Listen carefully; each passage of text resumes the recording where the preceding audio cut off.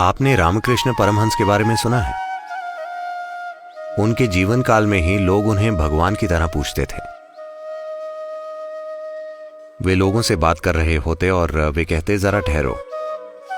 वे अंदर जाते और अपनी पत्नी से पूछते, आज खाने में क्या है?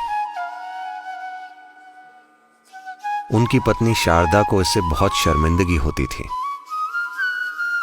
उन्होंने कहा, रोने का कोई मतलब नहीं है, समय आ गया है।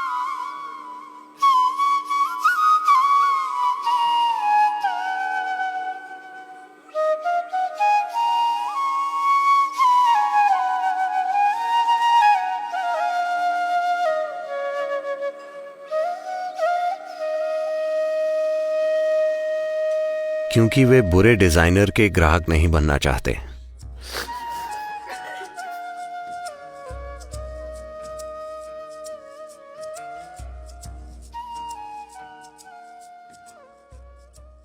अब मैं चाहता हूं कि इस समय मैं जो भी कह रहा हूं आप उसे सही संदर्भ में समझें, क्योंकि इसे आसानी से गलत समझा जा सकता है।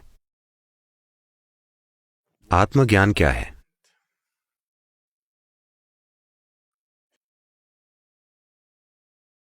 साठ के दशक में एक समय था, कैलिफोर्निया में ऐड चलते थे जो बताते थे कि अगर आप भारत जाते हैं तो इसमें 12 साल लगेंगे, $25। यहां आप 1 घंटे में आत्मज्ञानी हो सकते हैं। ऐसे ऐड चलते थे जहां आपको बस हेडफोन पहनने होते थे, फैंसी दिखने वाले चश्मे पहनने होते थे और वे आपको कुछ खिलाएंगे भी। इन सब से आपको एक मनोविकारी अनुभव होता था। तो लोग विज्ञापन देते थे। तो आत्मज्ञान है क्या? हम बार बार ये कह रहे हैं, असतोमा सद्गमय, असतोमा सद्गमय। इसका मतलब ये है कि हम खुद को जगाने की कोशिश कर रहे हैं कि मैं असत्य से सत्य की ओर जाना चाहता हूं।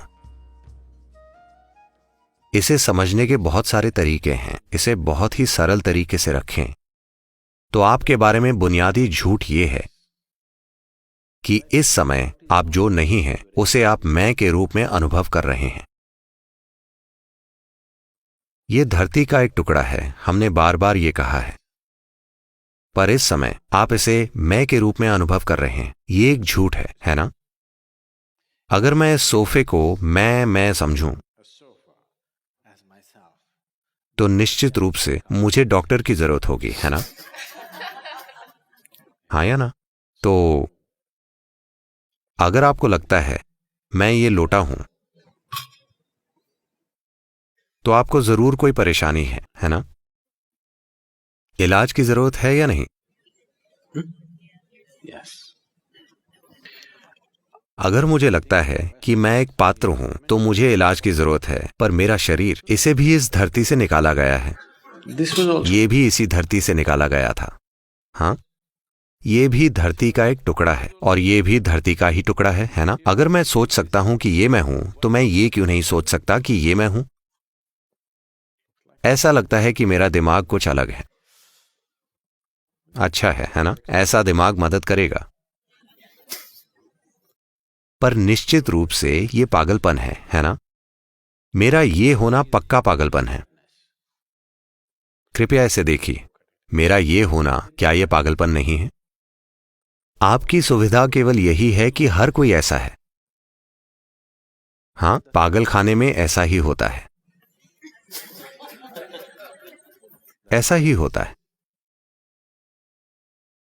सिर्फ इसलिए कि हर कोई आपकी तरह है, इससे ये चीज सही नहीं हो जाती।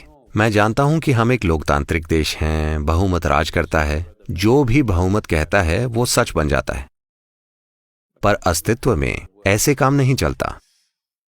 जो है वो है, जो नहीं है वो नहीं है, बस यही। अगर आप इसके साथ तालमेल में हैं तो जीवन एक तरीके से काम करता है, अगर आप तालमेल में नहीं हैं तो जीवन दूसरे तरीके से काम करता है। ये एक सरल सी बात है। तो अगर आप जानते हैं कि मैं ये नहीं हूं, बुद्धि से नहीं, अनुभव से, अगर एक स्पष्ट दूरी आ गई है तो इसे एक ओर रखकर चले जाना सहज होगा, है ना? इसे आप बुरे नामों से बुलाते हैं, जैसे मृत्यु। नहीं,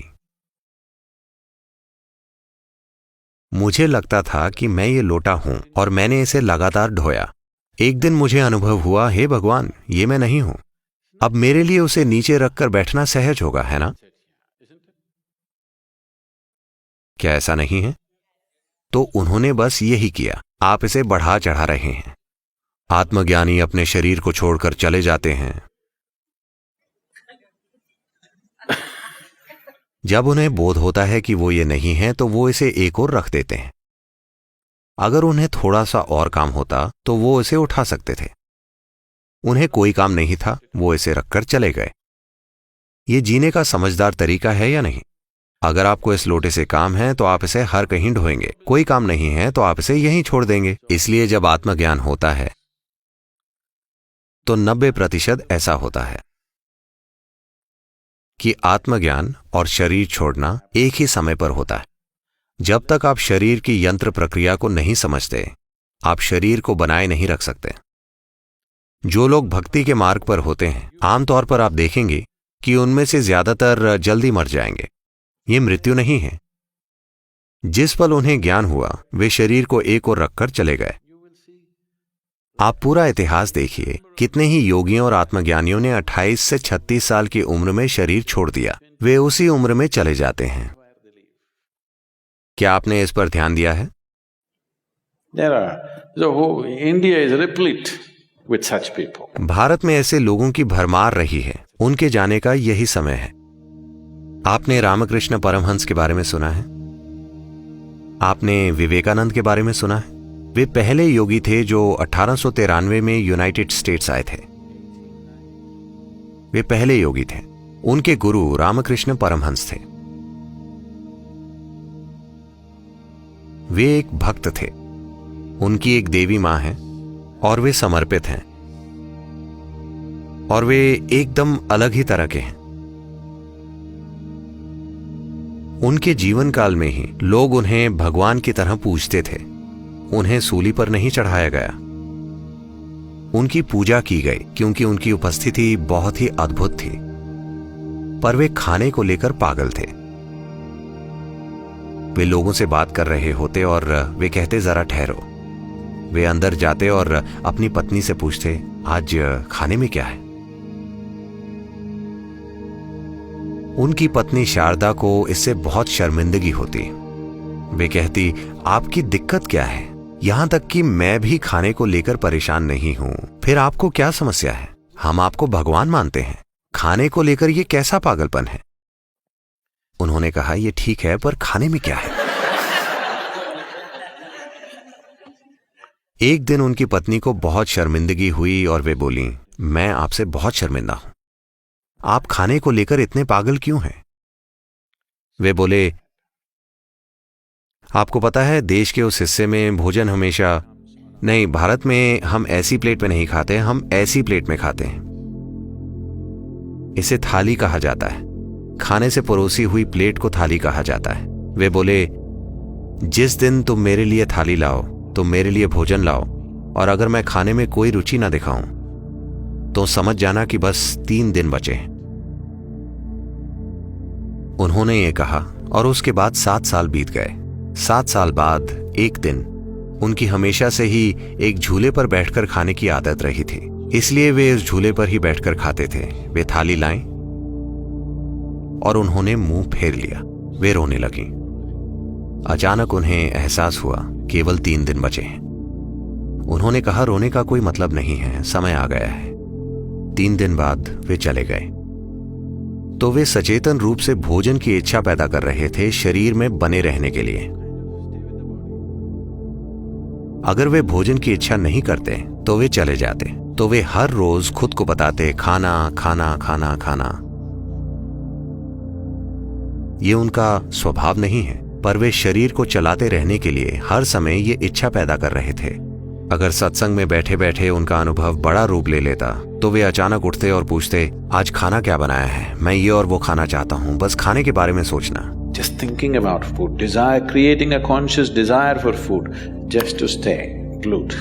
शरीर में टिके रहने के लिए एक सचेतन इच्छा पैदा करना। या तो आपको ऐसी कोई इच्छा पैदा करनी होगी, या दूसरी तरह की तरकीबें हैं, या आप में शरीर की यांत्रिकी समझ होनी चाहिए। शरीर की यंत्र प्रक्रिया समझने के लिए एक तरह की भागीदारी चाहिए।